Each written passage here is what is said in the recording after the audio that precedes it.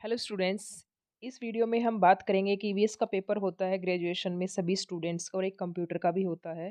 तो हम उसमें देख लेते हैं कि जो ईवीएस का जो पेपर होगा आपका उसमें किस किस तरह के क्वेश्चंस आपसे पूछे जाते हैं। देखते हैं।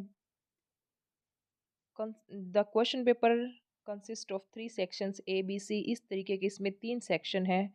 और ए वाला जो है उसमें 16 मार्क्स का दिया हुआ है।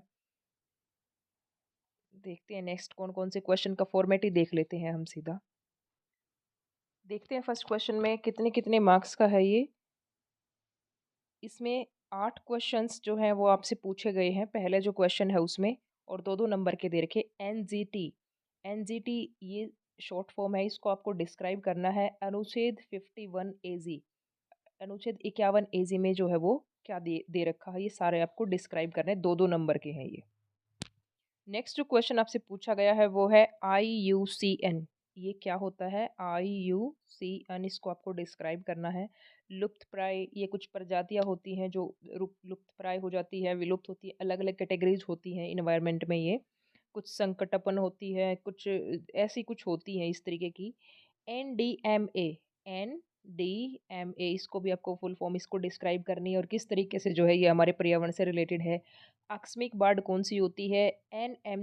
NMCG क्या होता है, सुंदरलाल बहुगुणा कौन है। और इनका जो पर्यावरण है उसमें काफ़ी योगदान रहा है सुंदरलाल बहुगुणा का। आई थिंक कुछ रिवर वगैरह से रिलेटेड है, मुझे एग्जैक्टली याद नहीं आ रहा अब। एनजीटी अधिनियम 2010 की आवश्यकता और महत्व पर विस्तार से चर्चा कीजिए। ये बी वाला पार्ट है। भारत में पर्यावरण की सुरक्षा के लिए संवैधानिक प्रावधानों की चर्चा कीजिए। पर्यावरण की सुरक्षा के लिए हमारे संविधान में क्या क्या प्रावधान किए गए हैं। वो जो पीछे आया था ना 51 वाला अनुच्छेद 51, कौन सा था एग्जैक्टली नहीं याद, उसमें भी पर्यावरण के बारे में लिखा गया है। जैव विविधता हॉटस्पॉट क्या है। जैव विविधता के संरक्षण में सरकारी एजेंसियों की भूमिका पर चर्चा कीजिए। नेक्स्ट जो क्वेश्चन है वो क्वेश्चन नंबर 6, प्राकृतिक आपदा के कारणों एवं प्रभावों की विस्तार से चर्चा कीजिए। बाढ़ की स्थिति में आपदा पश्चात पुनर्प्राप्ति उपायों पर विस्तार से चर्चा कीजिए। स्वच्छ भारत अभियान की आवश्यकता और परिणाम पर चर्चा कीजिए। नर्मदा बचाओ आंदोलन की विस्तार से चर्चा कीजिए।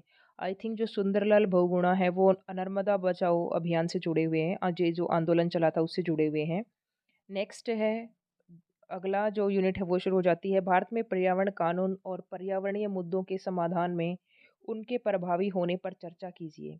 जैव विविधता के संरक्षण में IUCN और अन्य निकायों की भूमिका पर चर्चा कीजिए। ये कुछ निकाय बना रखे हैं, कमीशंस, निकाय कह सकते हो आप, संगठन कह सकते हो, जो जैव विविधता के संरक्षण से रिलेटेड है।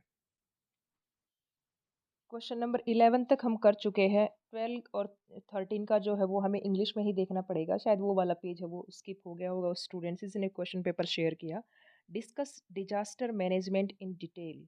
जो डिजास्टर मैनेजमेंट है उसको डिटेल में हमें, कभी अभी कोई प्राकृतिक आपदा आ जाए तो उसका प्रबंधन हम कैसे करें, ये क्वेश्चन पूछ रखा है उसको डिटेल में।